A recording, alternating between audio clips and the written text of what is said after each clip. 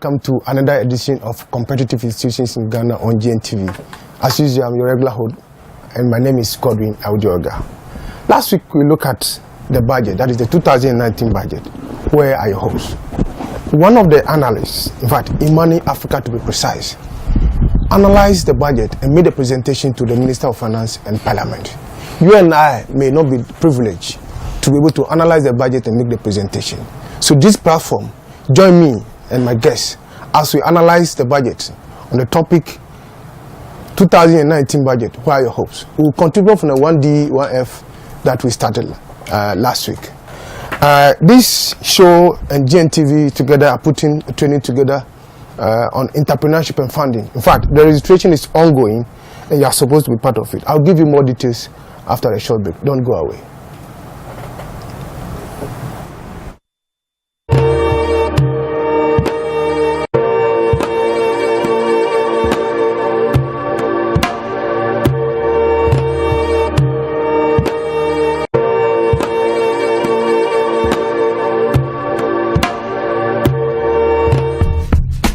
Is this thing on? Word.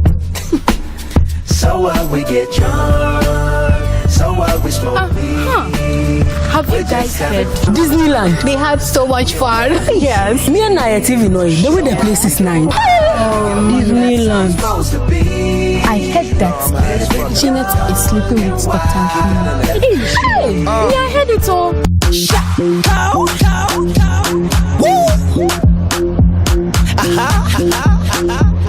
Are you listening to me? Oh yeah, Malachi, right? You be drum boy, come from. You be the right girl, come on, bring a finger. Go baptize them all. Hey, let me bring that pitching this on my top. What's up? Oh, city, Charlie, we don't want free. What you know about we? Which is a wizard in my village. They have now opened another branch in my room. Can't they hear the make people just despise by you? What that? Young, wild, free, hey, hey.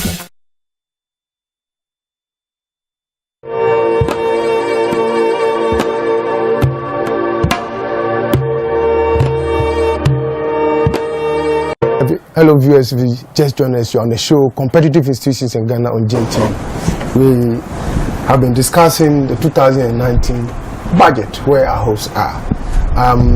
This is in line for our entrepreneurship training program that we've packaged for our consultants that I will introduce them as we go along.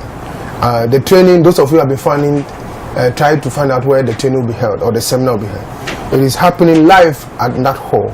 At the Executive Suite Hall, to be precise. Executive Suite Hall. In fact, it is a classic venue and you can't miss it. Of course, our experts and our funding partners will also be present. And we have also reduced the fees to just 50 Ghana cedis for your ability, for you to be able to participate so that we can together move Ghana forward. Now, let me introduce my guests. To my immediate right is Mr. Alabi John Kennedy Abiola.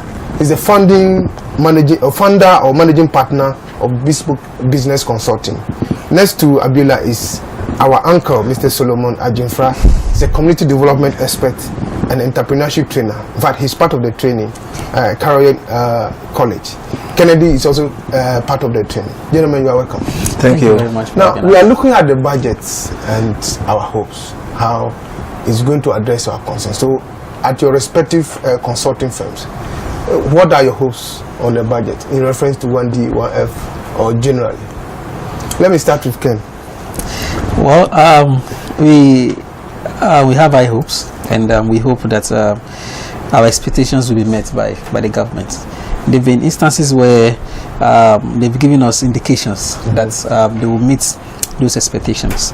Looking at the review of the budget, we feel that if they put together an implementation strategy, they'll be able to implement most of the things they've indicated in the budget. So I think there's hope. Okay. Yeah. Uncle Solo? Well, just as he said, there's hope, but then what type of hope? If I say what type of hope, then I'm saying that are we as a people, especially the youth, how are we going to take advantage of the budget? Because let's be honest with ourselves, it's not going to put money into our pockets. But then the parameters have been laid. Government says this is just my plan. Okay. So government expect you and I, especially the youth, to look at the plan and say, look, I want to take advantage, looking at my individual and personal skill. Okay. And also, can I team up with somebody, come into partnerships and then take advantage of some of the incentives that the finance minister have mentioned in the budget. So it's about taking the opportunity. Otherwise, all this good talk is going to naught. Yes. Viewers, this program is actually about you and I. And that is why, in the words of Mr. Solomon, Solomon Ajinfa, you are supposed to take the opportunity. And so you have to be part of the show. WhatsApp us on 05014328820. WhatsApp us 05014328820. It is streaming live on Facebook at GNTV Ghana Network and online at FD Mobile. Just download your app from the Google Play Store. It is also on Twitter, Instagram, and GNTV at GNTV. Now, you have come out with your expectation, your hopes in relation to your respective businesses or consultancies. Generally, what I hope in relation to 1D1F where we stopped last week. Maybe you can take advantage to recap for the sake of viewers who did not watch the show last week to get it from where we ended last week. And let me start with Mr. Ajinfa. Let me continue actually. Okay. 1D1F, to be honest, presents us with an opportunity to be parts of the country's development from a very micro level. Because looking at 1D1F, they are not supposed to be huge factories.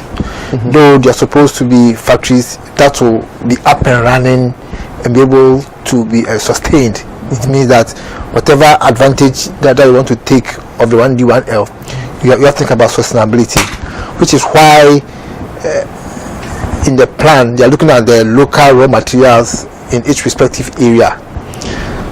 There may be even more than one or two local materials, but then in taking advantage of it, you have to look at which one of the several local raw materials which can best give you more returns, which can best guarantee much longer and then maybe permanent sustainability, and then also taking advantage of the skills of the people within the local area, because there should be integration, and apart from integration also there should be multiplicity, because I believe that whichever 1D1F which is set up in whichever district should also look at opening up other sectors of the local economy. There should be the value chain. There is value chain. So what type of value chain are they going to? Yes, are we expecting?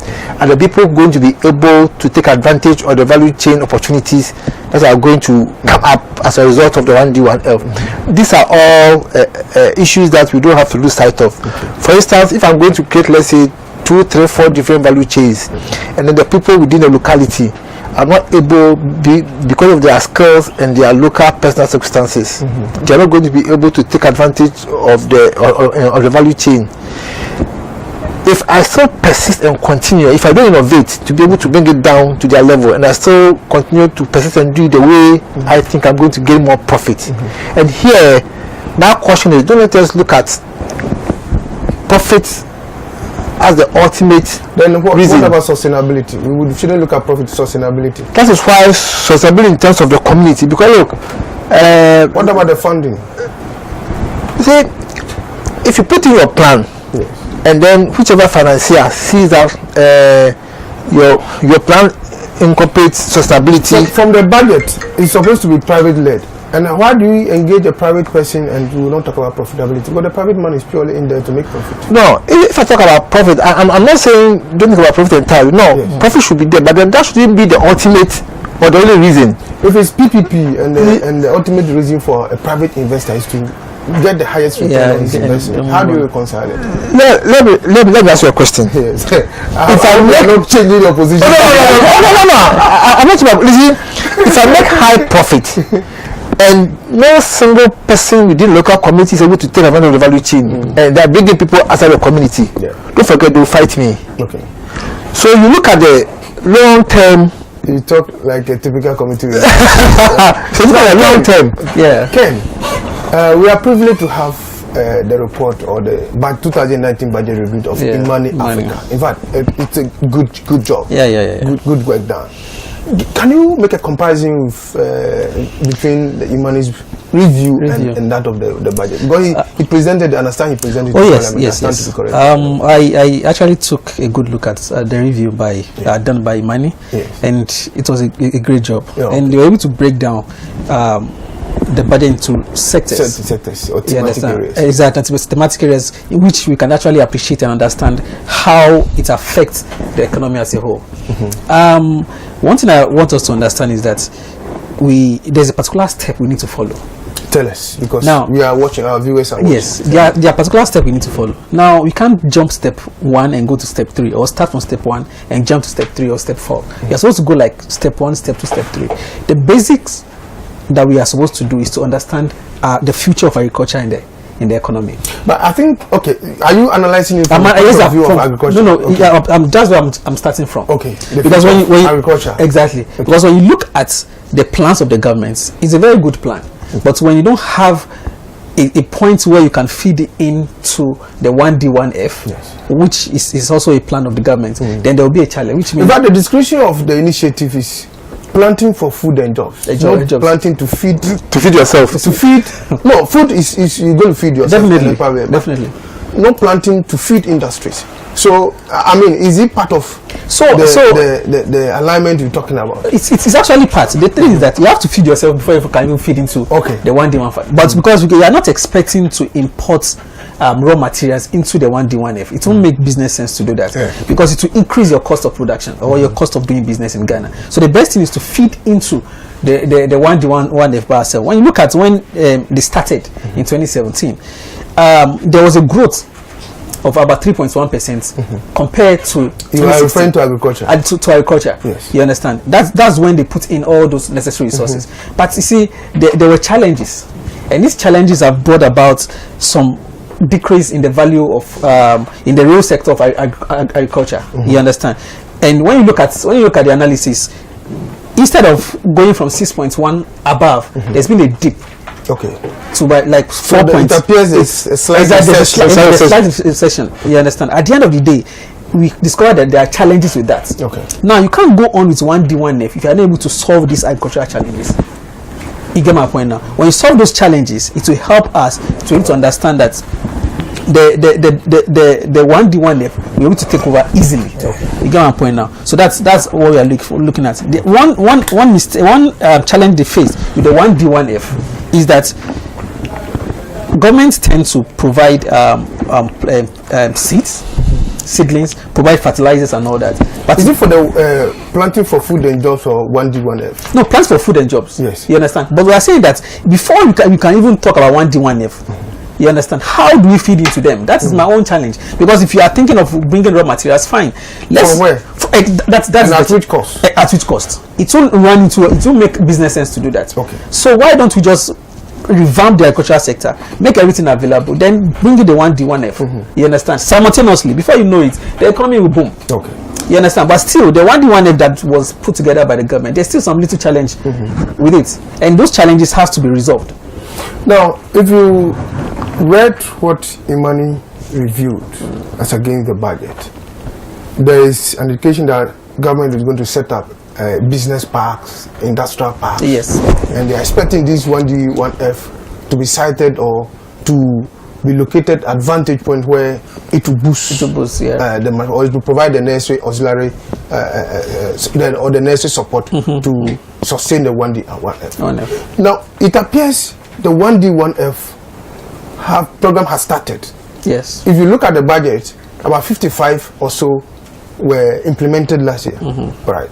And this earmarked to, or it's planned that about 79 will be rolled out. Do we have the business parks already? And how is the siting of these factories going to promote or probably enhance access to basic facilities that will enhance sanitation and quality. I'm talking particularly about water. Yeah. Because in our rural areas, we know we have challenges with potable water, especially in large volume, to be able to support some kind of processing, especially adding value to raw agriculture, raw materials in the value chain.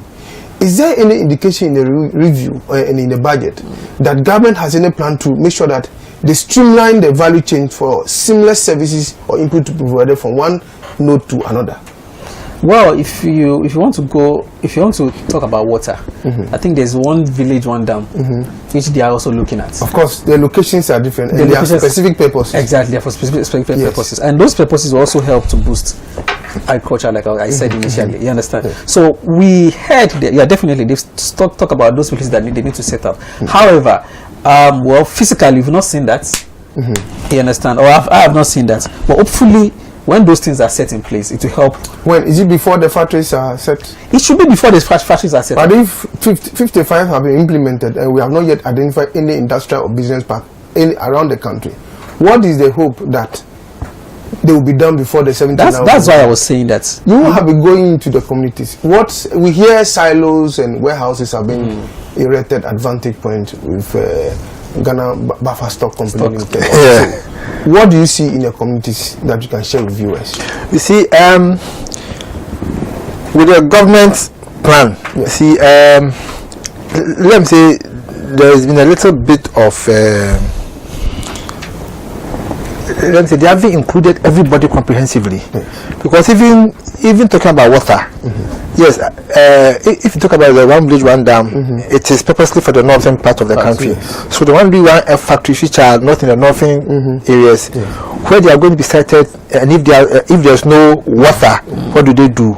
This is where I think that even in rolling out the plan, community water, you know that Ghana Water and Sewage has a section which deals with community water. Let me expand the question by including sanitation. Sure, okay, because fine. a major factor. If you look at the sanitary conditions and practices carried out in the rural areas, what kind of sanitary conditions will be available in this district to facilitate quality processing?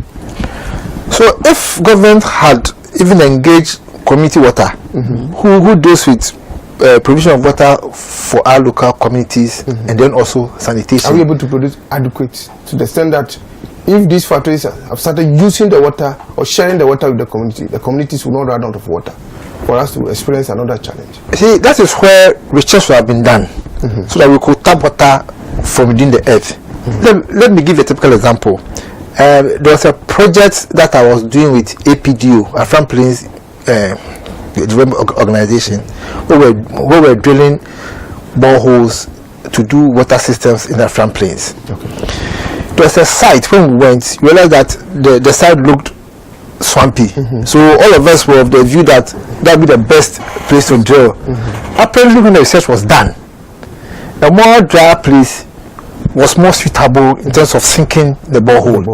See, so some of all these things, proper research should be done, because me as a layman, as soon as I go onto a barren land and I see that, look, this area looks waterlogged, when it rains, water comes up easily, I may immediately decide to go and dig a borehole there. But then, for all you know, the soil is clay below a certain level. The chemical composition of the soil, yes, does not provide potable water. Yes, so once chemicals or the particles in exactly. So once it rains, obviously that area to become flooded. Will become flooded. But then, for all you know, because there is clay soil underneath at a certain level, water doesn't seep down. See, so all of these research works should have been done, so that government could even help people who want to take advantage of the 1D1M. If you are citing any factory within a particular district, if water is going to be a major component, then these are the areas that you can think about. If there isn't easy access of pipe-borne water close to where you want to site your factory, so that even taking advantage of the site, then you can begin to say, look, then I'm going to go to this area where I'll be able to sink borehole. even in sinking boreholes, then we should also encourage the usage of solar. Is government, Ken, let me start. Let me continue with you. Is government not comprehensively addressing the necessary environment? In our basic school, we say factors of production. Yes. Factors of production. Is government not comprehensively addressing these factors of production to be able to kickstart? Because we have cases where, I mean, there is intention to grant tax holidays, some import relief, tax reliefs and stuff. But looking at the infrastructure, which require huge outflow to start. For example, land, water. Put access road and disposal of the waste that is going to be generated from these factories.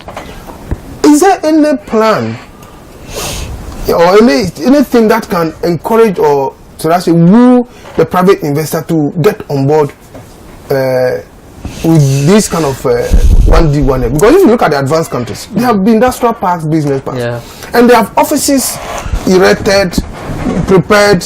And yours is to just look for your working capital. And then you go here and start. You don't require huge money to put up warehouses I mean, how is it done? Or how is it going to be done?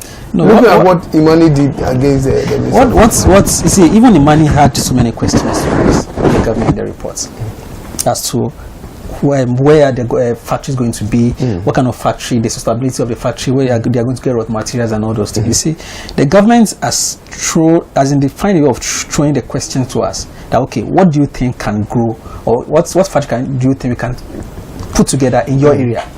So you go and find out how you're going to get that done. They made it open to us. Now, if government's initiative is to entice communities or residents in the districts to take part in the 1D, 1F, what research data is available for interested private persons or investors to take advantage of? Because if you want people in the communities to come on board, then basically you are looking at local content. I have not seen a link between the local content policy, or is there an act now? Or is I'm not sure. Right. I'm not sure. Between the local content bill or policy with this 1D, 1F. Because like you rightly mentioned that if an investor to site his or her operation in a village, and then for one reason he decide to get labor from outside, there will be agitation from the community. Exactly. Of course, when we want to look at addressing this kind of migration of people from other districts to come and work, then you are addressing the challenge of local content. Do you see that without proper plan to incorporate local content into this 1D, 1F, it's going to work?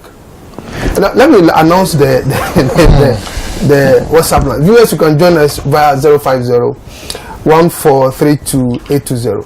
And once again, the training registration. In fact, we have limited registration because by close of Tuesday, we are closing registration, and the training is taking place in the NAT hall.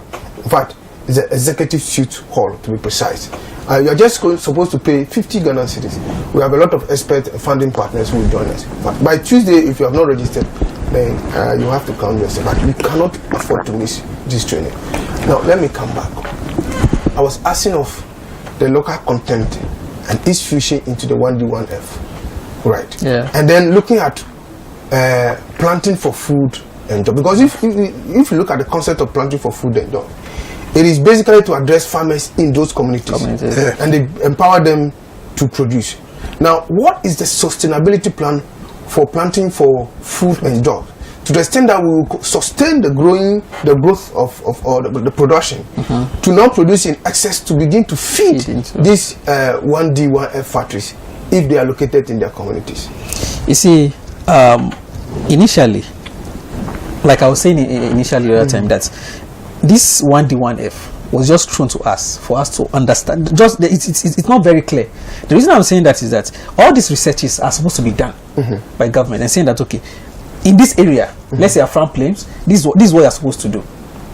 In maybe Sugakope, this is what you're supposed to do. However, the researches and the necessary infrastructure should be in place so that the investors will just come in and make sure they're able to provide the necessary funding or expertise to put in the factories. However, these things are not done. So it's like an open terrain. That okay, you go ahead, bring us your business plan, tell us what you want to do over there, and we see if we can actually support you to get that done. At the end of the day, if you as an investor is going to this community, you are supposed to do all this research, which costs money. Research and if the research proved that the business is not sustainable, that is it. The cost is sunk. So that is what we are seeing right now. Yes. Because if the government has done that, they can tell no, at this area you can't do A, B, or C. But so there should be reliable data available at the respective district. So that you know that this is what we can do in this environment. If not, then we will have a lot of problem. You understand? The 1D1F is a laudable project. Okay. However, the necessary thing has to be done, which means that the research and development has to be done. This cannot be done by investors, and at the end of the day, you think they will come out with goods and services that are cheaper for us to consume. No, because you have to factor in all those costs into it, and it will take more time. All right. You understand? Now, Kesolo, you have been traveling across the length and breadth of the country. What is the nature of the road network? Of course, there are a lot of budgetary allocation.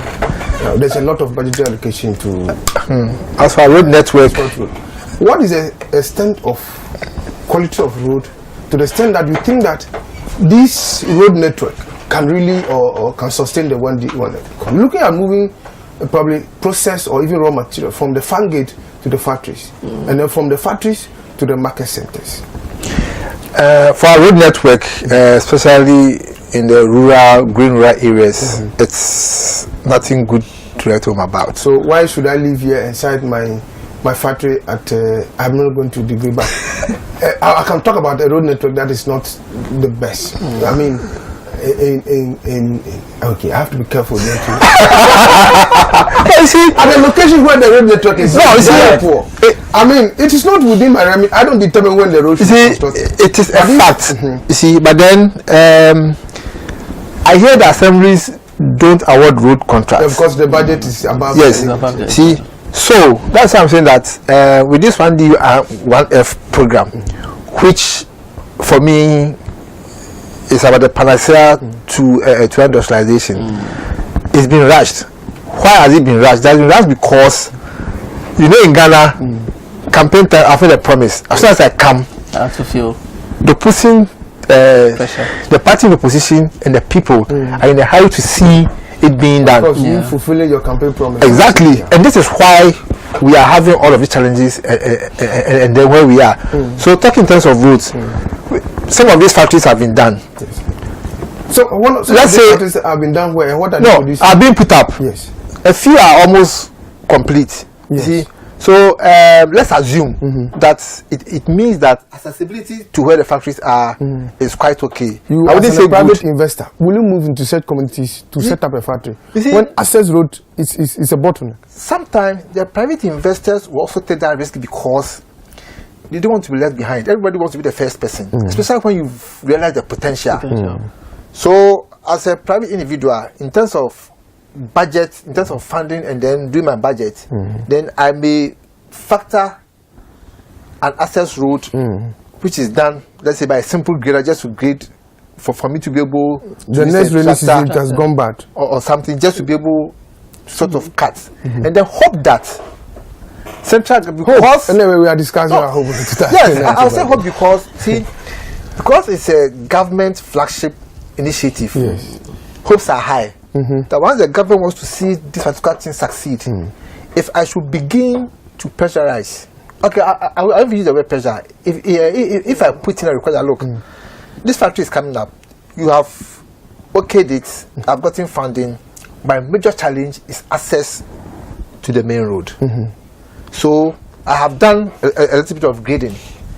I want you to also factor into your plans in terms of providing accessible roads for the rural communities. As a small processor. Yes, as a small processor. So you realize that private person will take the risk because if he doesn't take the risk, he feels that you will go and take the risk, and then in no time you have captured the people in the area. Now, viewers are watching, and we want to believe that a lot of their entrepreneurs, they want to get on board. Looking at rearing for what? Rearing for food and jobs. Rearing for food and jobs. Planting for food and jobs. 1D1F. How will you advise your client, this one you give free consultants, including our viewers, as to where to position themselves. You can make this analysis with our collective entrepreneurship concept that we roll out, especially from the perspective of local content. Yeah. Right. Let me start with you, or let me continue with you. I don't know where I'm starting. That's you see, if you look at all of this, let's say the 1F is the apex, and then below it we have the bank for food and jobs, and then the rearing for food food and jobs. Rearing for food, yes, rearing for food and jobs. So these two initiatives are the ones that is going to determine what sort of factory, what to add value to. What add value. And fortunately, when it comes to agro business, you can easily integrate. I can process food, I can process animals. But then in Ghana, what sort of processing are we talking about? Especially where, if you look at our local meat Processing. The conditions, that is what conditions under which sanitation environment. Exactly. Yes. Conditions under which is done. A lot of people, especially people within the urban areas, are a bit skeptical. Yes. Yeah. So in terms of doing this, it means that in putting up a factory, I should be able to integrate both the food and the and then the rearing. For instance, let's say something like fish processing. Let's say if there's going to be a fish processing sort of factory, let's say at Elmina, which is a landing beach site. Okay. So as a private person, if I'm thinking of what industries can I even think about? Looking at the fish, then maybe I may begin to say, look, let me put up a small fertilizer processing factory, taking advantage of the fish. That when they process fish, they always those parts that they don't use. Okay. You can easily turn those into fertilizer instead of just disposing of them. I know those ventures have longer payback period. Exactly. Why should a private man be engaged in such activities? One is more or less like a social service or a job creation opportunity. Of course, the food planting for food and job is to provide food and create jobs. But the primary objective of the private investor is not to create jobs. It's to maximize returns on their investment. Is there not a conflict between the intention of government as against typical private investors who want to? That is why I earlier on I made a caution that from a private person, profit shouldn't be my only reason why I should be going into such a venture. Ken, you are an analyst, you are a business consultant. Will you advise somebody who want to go into one of that? Profit shouldn't be your prime motive. I said only. Yes. Shouldn't be your only prime motive. Exactly. And if I don't come from that community, so I live maybe a foreigner or a local investor, I want to move into probably, let me use a brie. For example, to set up a factory, and my intention is to enhance job creation, not necessarily make profit. What kind of support has government packaged for me that over the years, even if I don't make quick returns on the investment, over the year is going to sustain or is going to yield some benefit to me? Well, for me, if I'm going to advise a private businessman to set up a factory, setting up a factory is not a social intervention project. It is for you to be able to maximize profit. Okay. That is the main reason why they're even setting up the business. However, you are not supposed to think about that only. There are other things you're supposed to think about, at least the welfare of the people in the environment. But when you're looking at 1D, 1F, the major thing now is even transporting whatever is produced in the hinterland to where it will be needed. Okay. Now you can tell the investor to go into transportation, because that is what it is now. Even though there are risks about it, the roads, there's bad road network, but that is much easier for you to be able to get your return. You mean construction of the road or just transportation? Transport. On which road? But that's what I'm saying, on the bad road. Yes. However, you just and who absorb them high maintenance costs and frequent breakdown? Then that is why you are putting the business plan together. You see. Yes. You understand, to make sure that you provide you get resources. No, the thing is that you have to find a way, because the government will not tell you that they are coming now to do the road. you see, it takes a longer time to put infrastructures together, especially create construction of road. However, at least food has to be moved, or raw materials have to be moved from the hinterland to where it is needed. So at that point, that is the easiest thing you can do as an investor. You get my point. So at the end of the day, you are working in connection with those people who are actually doing the production in the hinterland. You get my point now. So there's already a connection. There's already a value What is chain. government doing in overall infrastructure development to create a value network in terms of movement of goods and services? Where there's a lot of allocation for the railway network, and there's considerable allocation for the road network.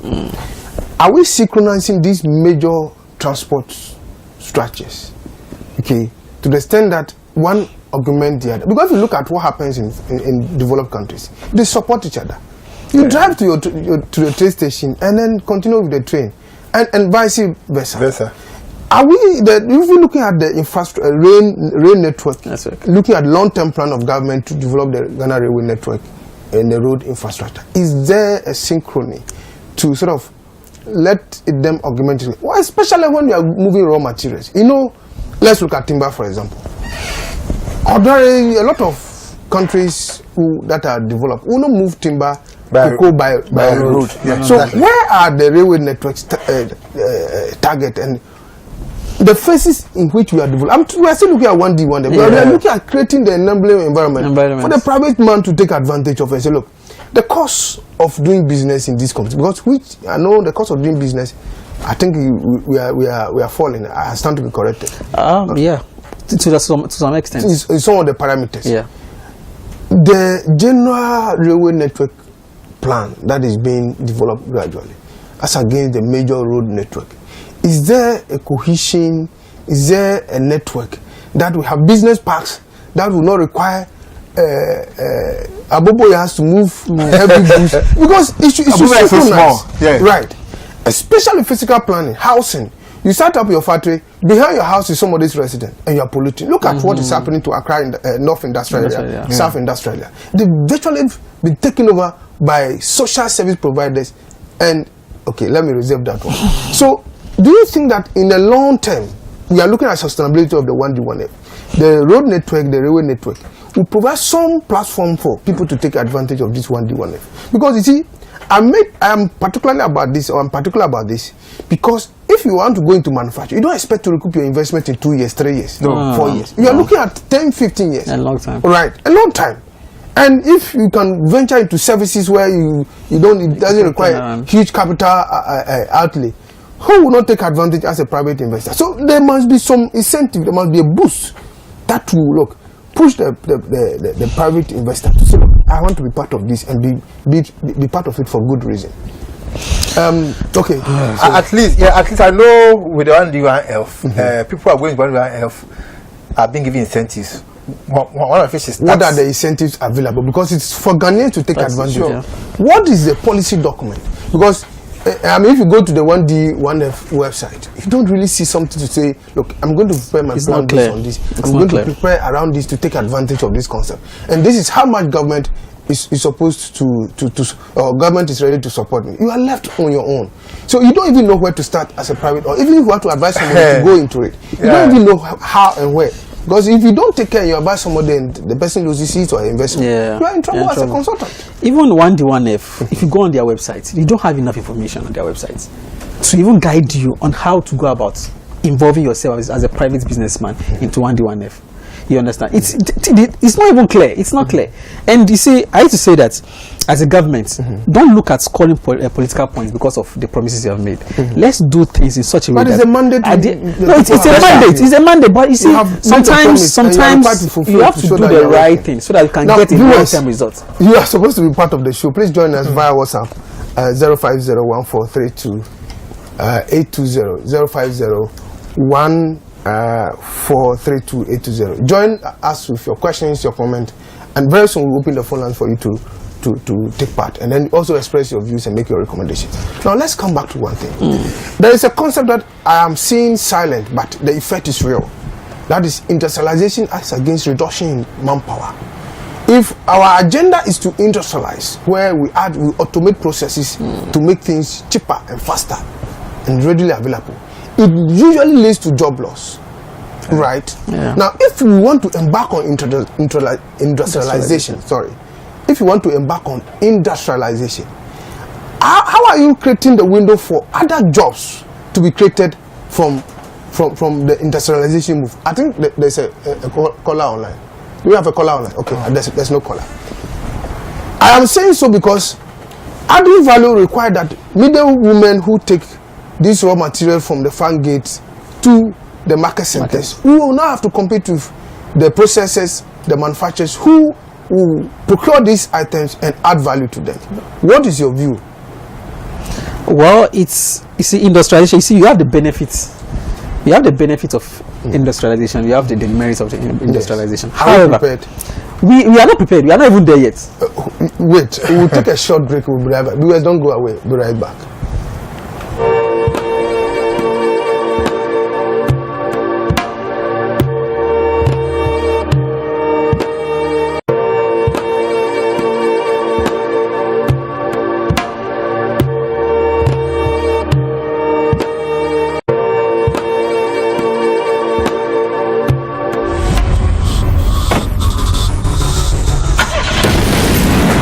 The person who rigged this car is the same man behind the murder of your parents.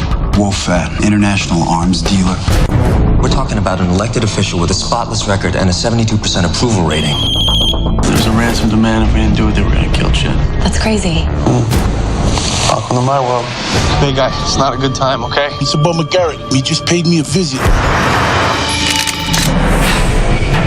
I don't know who he's after. He's going after the governor. You're gonna have to turn in your gun and badge pending an investigation. Turn and face the camera.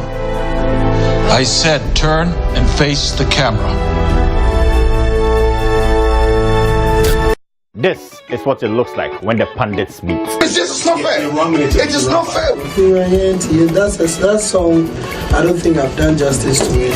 What's the word? We're supposed to have the pre-order season. But today, we see Christians making an impact in the entertainment industry. The Christian Entertainment Review Show has been designed to interrogate issues about Christians across the world. This show will influence, educate, and inform perspectives on Christian entertainment through the lens of the Word of God. So now, you know that your Saturday evenings just got better as we bring you the Christian Entertainment Review Show. I am Ninoy. And I'm Ahmed Akwa. Join us this and every Saturday from 6 to 8 p.m. as we delve deeper into issues on Christian entertainment and lifestyle. Not only in Ghana, but across the world. Preach a man, you don't preach about it.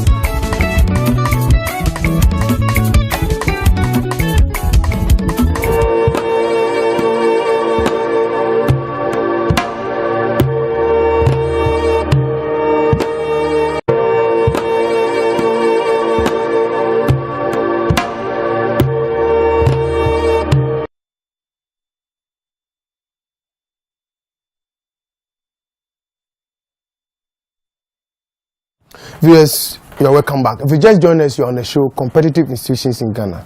We have been looking at 2019 budgets where your hosts are. And it is time for you to be part of the show where you call in to ask questions and make your comment. And that is based on your understanding and appreciation of the budget. So you can join us on 05014-32820, 05014-32820. You can also send your WhatsApp messages and we'll read them. In fact, the training, the entrepreneurship and funding training is coming on live on 1st of December. My guests, including other very experienced trainers and funding partners, will join us at the Nat Hall on the 1st of December. And the fee is just 50 Ghana cedis.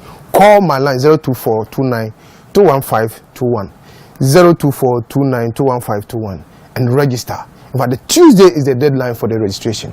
Now, Ken, we were making a point before we went on break. I said, Ghana is not ready for industrialization. Why? Because we are taking the initiative. We are taking the initiative, but we are doing it haphazardly. You see, I always say there are certain things you need to put in place before you even go into industrialization. If you are trying to make sure you share with some of these things with us. Fine. We will not pay you as a consultant. Oh no. No problem. We are trying to educate. We are trying to educate our viewers. The economy grows, you see, the company needs. I say the company. The economy and the government needs to understand the direction of the country. If the country wants to go into industrialization, what are the steps they're supposed to take? Number one, are you going to pure manufacturing or service? If it's pure manufacturing, where are you going to get the raw materials from? How are you going to set up the manufacturing industries? How are you going to, which sectors are you going to make sure that these things feed into? If all those questions are not answered, then we can't. Because first of all, the research, you have to base all your decisions on planning on good research and correct data. When that is done, before you can even start putting all these things in place, all these things have not been done. We are trying to do everything in like piecemeal, and at the end of the day, we won't achieve anything. If you are able to understand that, okay, first thing first, ready for food and job, plans for food and jobs. Then we now go into 1D, 1F. You know that's okay. When you do ready for food and jobs and plan for food and jobs, it will feed into the industry. Then from there, you go into the service sector. You go into industrialization. At the end of the day, the whole economy will boost. But at the end of if you are not going through this certain process, then you have a problem. That's why I said, Ghana, we are not even ready for industrialization. If you are ready for industrialization, we would follow the right thing. We should forget about scoring political points. Let's make the masses understand that we are not trying to just score political points. We want to understand that this thing has to be done. It has to be done right. If not, other developed countries, yes, they make promises, but you have to make sure you make them understand that these promises can't be fulfilled in 1 year or 2 years. It is a long-term effect on the economy. If you are not patient enough, then we can't achieve this. This is a very laudable project for Ghana. But if you are rushing it, then we won't achieve anything. Mr. Ajinfra, now one of the major challenges, if you look at the publication of AGI, is availability of energy costs. And if you look at the performance of industry in 2016, where the doomsday was rife, I mean, industry scored the lowest, and you realize that it's picking up. Yeah. With the respective energy policies and levies and structures that is being put in place, do you think that this 1D, 1F, right, will have access to, in each district, will have access to reliable and cheaper power to boost production? They should have, and for me, I was particularly excited when the city review, when they said they were going to cut cost of power, it was higher for industry and then a little lower for domestic consumers. Yes. I was very excited about that, because even for me, I will even be much more happier even if per unit cost of power is cheaper for industry than for homes. And for home, what do I need power for? It's a laudable idea. I think it's done also. But the challenge is where we don't have industrial park, business parks, and behind your house is somebody's factory.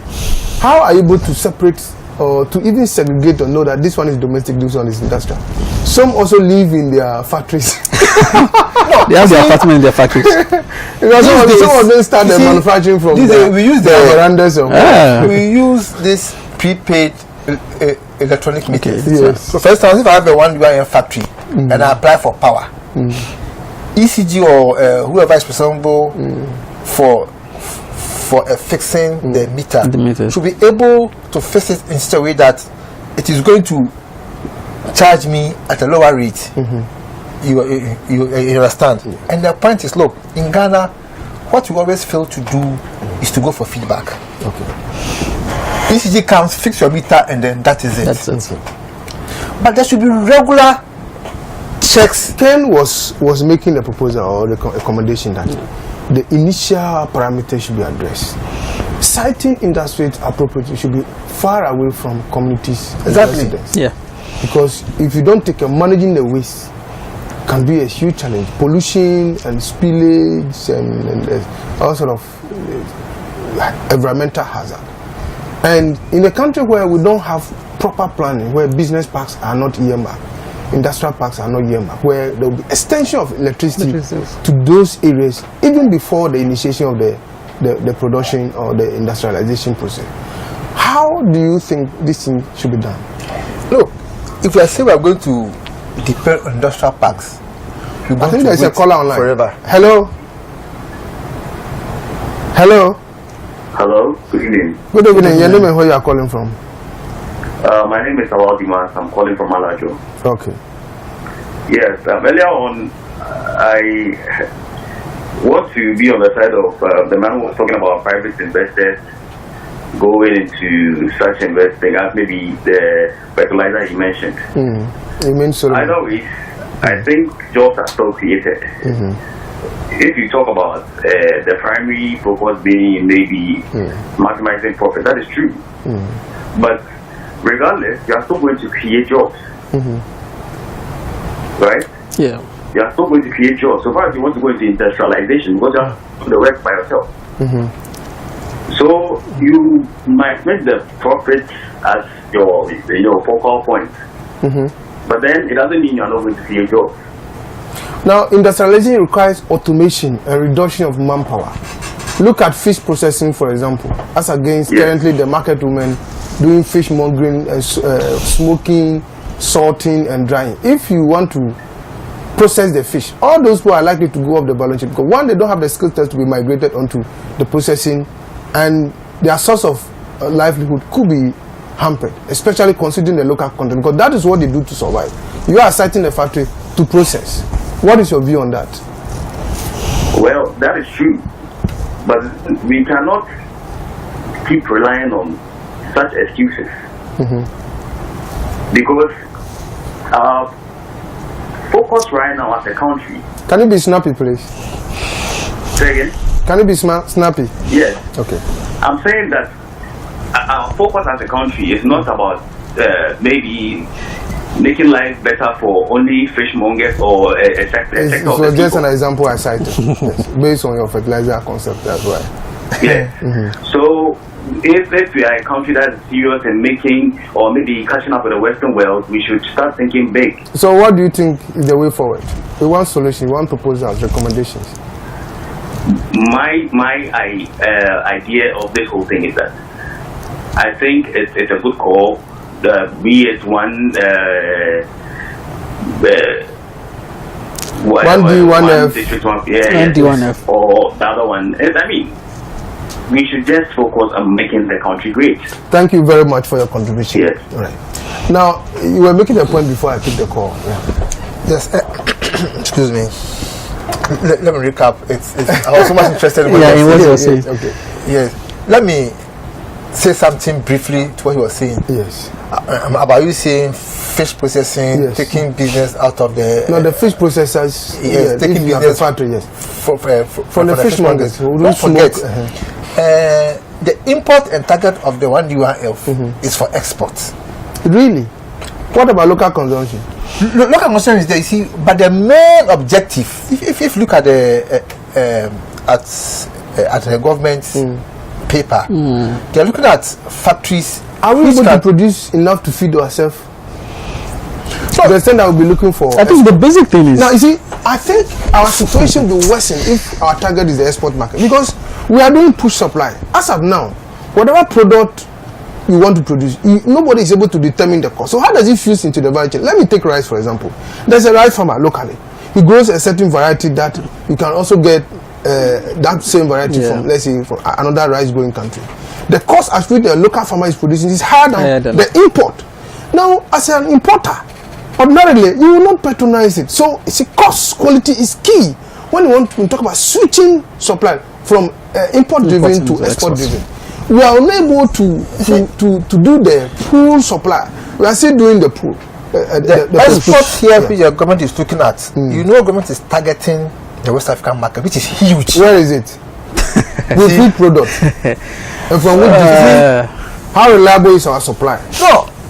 Look, in terms of quality, let me even use the fertilizer, this fish processing thing as an example. Fertilizers which can be produced from our fish processing factories.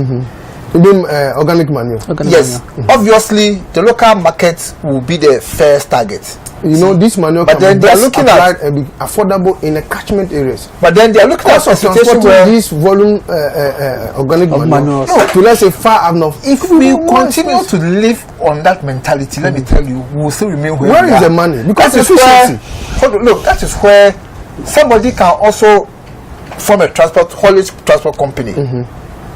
Look, let me tell you, if let's say for instance Burkina Faso, they import fertilizers from outside the West African sub-region, and then they can get it from Ghana. Yes. Transportation costs is going to the concept of pull supply, don't push. All the initiative. Where is the market? No, there's no clear data on market and the cost. And the price is even short. A particular look at Nigeria for the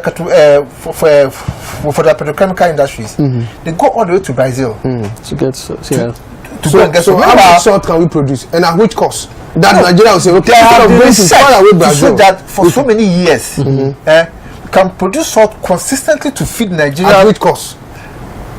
At which cost? What cost are you talking about? The salt that we produce, you are going to sell it. It's all because we ourselves, the salt industry, we have almost collapsed it. Why?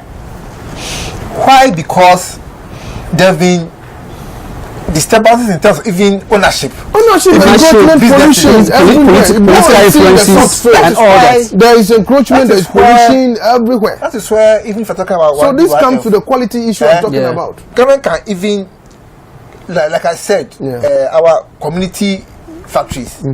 Let's look at a place like Sege, where there's enough salt. Okay.